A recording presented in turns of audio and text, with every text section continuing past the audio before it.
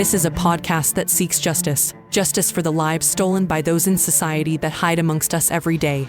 Hidden in our towns, cities, and countrysides, the places that we work, and sometimes in our very own homes. This is Hidden Killers.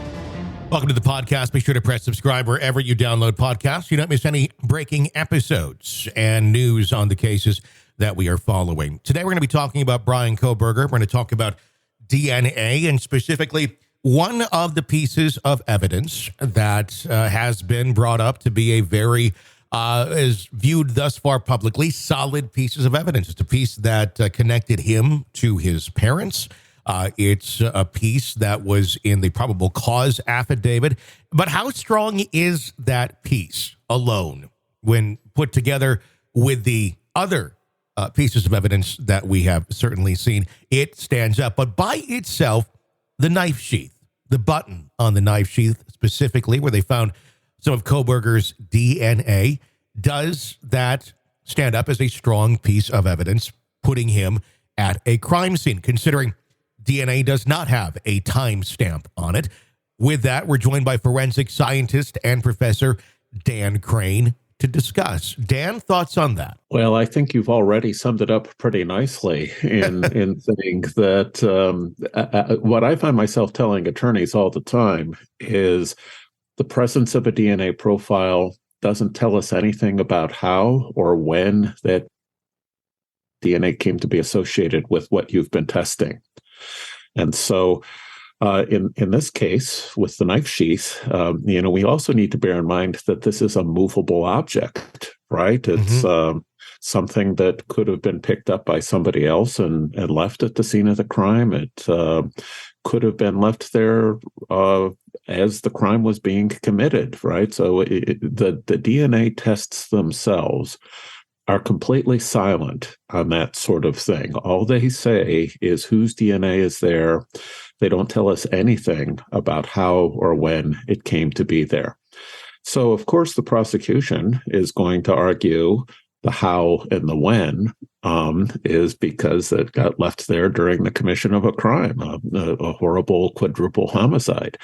But the defense will have the opportunity to argue that, well, the defendant discarded that knife, years ago, or somebody took that from him weeks ago, and he had nothing at all to do with the crime, right? So, and the DNA test results by themselves are absolutely silent in terms of which of those competing hypotheses might be more likely.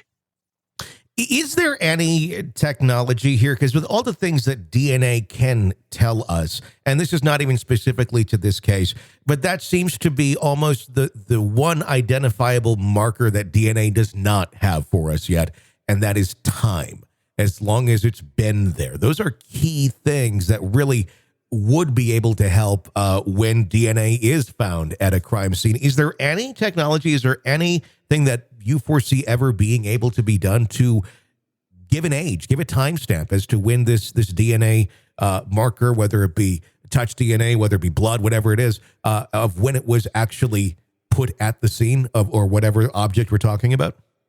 Right. Well, it's funny. If anything, I think we're backsliding. We're getting less insights in terms of time than we would have had in the past. In the early days of DNA profiling, back in the early 90s, for instance, the test kits required quantities of DNA that it was very difficult to transfer by innocent means, by touching or sneezing even. And so those larger quantities of DNA that the earlier test kits required actually made this less of an issue because it was hard to explain how you could have gotten a blood stain the size of a quarter innocently transferred or deposited, by some innocent means. But as the test kits have become so much more sensitive, these problems associated with what are said to be persistence and transfer of DNA have just become increasingly problematic. It's conceivable from a theoretical basis that in another 5-10 years, we may have some additional tests that would give some insight in terms of the age of the sample. Those might not be based on DNA. They might be based on proteins that are coming along with the DNA. But there's going to be a lot of admissibility challenges to that sort of testing, and there's nothing like it that's available today. Obviously interesting because 20, 30 years ago, we would have said the same thing about what we have now. So, Yes. so to say, what's down the road, I guess that's anybody's guess. It's always interesting to understand how that technology continues to evolve. DNA, obviously, nice to have, but not necessarily putting him at the scene.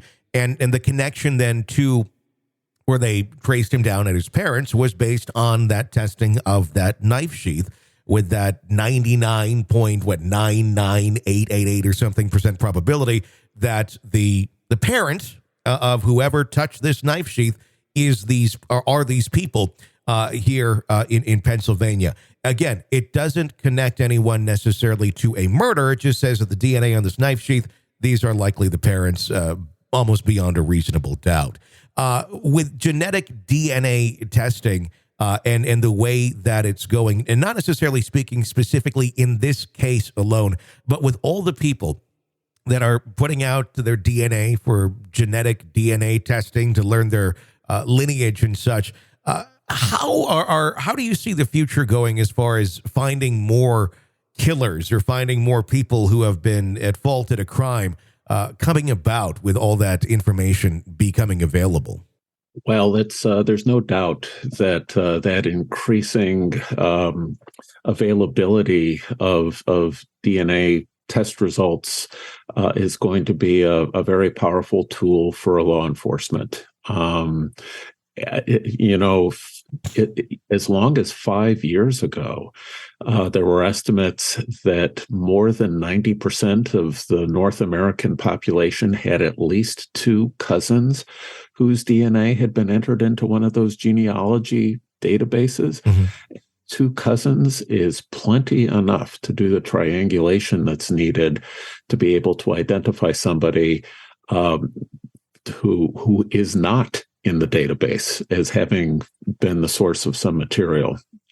So to a large extent, we're all under genetic surveillance these days, whether we've chosen to be or not. And I know there are some interesting civil liberties considerations here, right? Questions about informed consent. Did the people who were submitting their DNA to see if they had a missing half sibling somewhere, or a cousin or an uncle that they wanted to reconnect with, did they realize that they were potentially casting a shadow of suspicion on a family member they might not even know? So again, there's some interesting issues in play there, but the short answer to your question is that it is certainly going to be something we hear about more and more. And, I think it's also interesting that North America seems to be particularly obsessed with this type of genealogical testing. It is much less an issue in Europe, and it is virtually unheard of in Asia. But in North America, for whatever reason, we have the interest and the disposable income such that people are stepping up to add their DNA to these databases. And again, whether it's intentional or not, they're creating a very powerful tool for law enforcement. When we're talking about DNA, obviously, that seems to be the sexy term to talk about when it comes to any sort of crime case. But there's far more things that are examined forensically than just DNA at a crime scene. Can you speak to that a little bit more and give us a better idea on what other sort of things they're going to be looking for based on the evidence that was collected in the Kohberger crime scene beyond just DNA? Well, let me start with the DNA because I think everyone will agree, even practitioners of other aspects of forensic science, that DNA really is the gold standard of forensic science, and that's been fair to say for at least 20 years now. Mm-hmm. It became the gold standard, and it is the gold standard because it established a very robust means of attaching statistical weights to the finding of, and I'm going to use air quotes here, a match between an evidence sample and a suspect. Other forensic disciplines for many decades had not even attempted to attach a statistic. They would say things like, well, this is these two fingerprints are from a single person, and they're unique, without ever having actually tested to see if fingerprints were actually unique. But now, there are serious efforts that are underway to attach numbers to how impressed you should be that two fingerprints match. And there are statistics that are being developed to talk about handwriting comparison and hair and fiber comparison. And, the list goes on and on. For a case like the quadruple homicide in Idaho, you should expect that there will be, they'll bring every forensic technique to bear that they can, and that's going to be a long list. There's going to be things like blood spatter analysis that could be evaluated, even if they don't find blood on the defendant or any of his possessions. They can still use blood spatter to gain some insights in terms of the order in which individuals were killed, the position of the attacker, even some insights in terms of the stature of the attacker, their height, for instance. So blood spatter is likely to be involved. Certainly there will be attempts at fingerprinting. Certainly there will be attempts to determine if there may be some stray fibers, a carpet fiber, for instance, that might, connect the defendant to the crime scene. A hair sample, of course, would be something that they'd be interested in as well, and that could be an animal hair as well as a human hair. And I understand that there is talk of a dog's hair potentially playing a role in that particular case. So.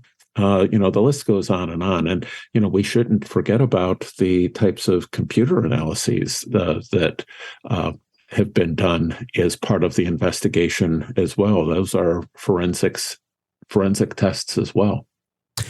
How easy, or maybe not easy is the applicable term, for someone to go in and commit a crime like this and not leave some sort of signature behind, whether it's DNA, fibers? Is it almost a guarantee that you're going to be taking some with you and leaving some there, whether you're extremely careful or not? Well, that is one of the foundational principles of forensics going back over 100 years, is that every contact leaves a trace. And just as you say, both the perpetrator would leave some of their material at the crime scene, but they would also take some of the crime scene away with them. And both of those are things that could be used as part of a investigation. But again, we're living at a time now where the DNA tests in particular are so very sensitive that it becomes a double-edged sword. And once again, there are these concerns about persistence and transfer. The tests are so sensitive that they could be picking up DNA that was left behind at a crime scene a decade before the crime had occurred.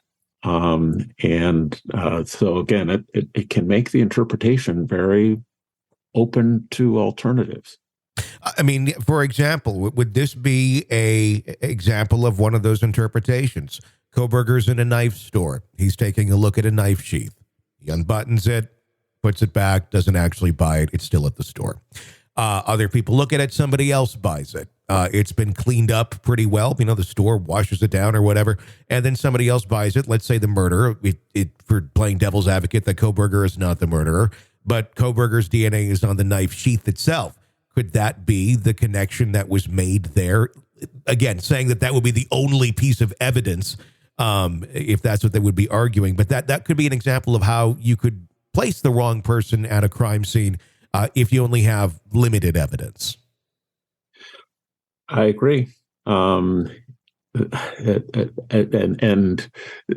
I think at some point you just have to start saying, well, how plausible would this kind of alternative be to a jury?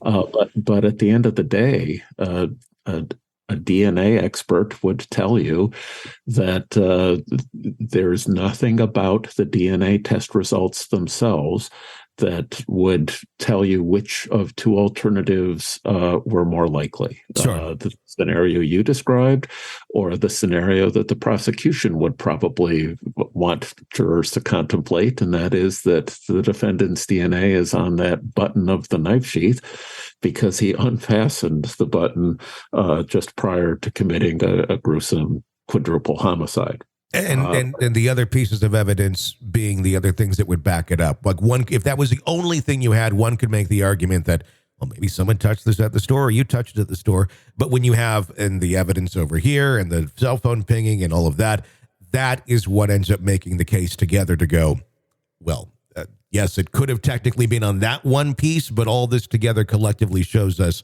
that you, beyond a reasonable doubt, were likely there.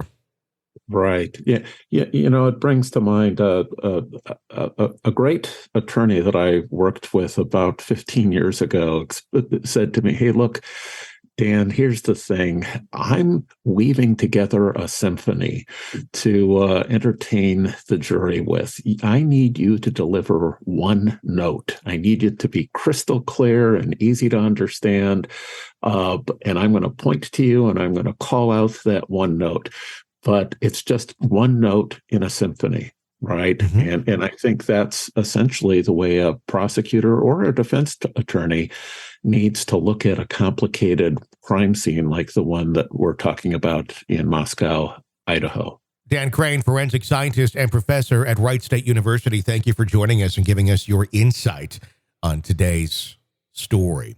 That's going to wrap up this episode of the program. Be sure to press subscribe so you don't miss any breaking updates, discussions on the stories that we're covering for you here at Hidden Killers. You can follow me on Twitter at TonyBPod for my commentary off the air as well.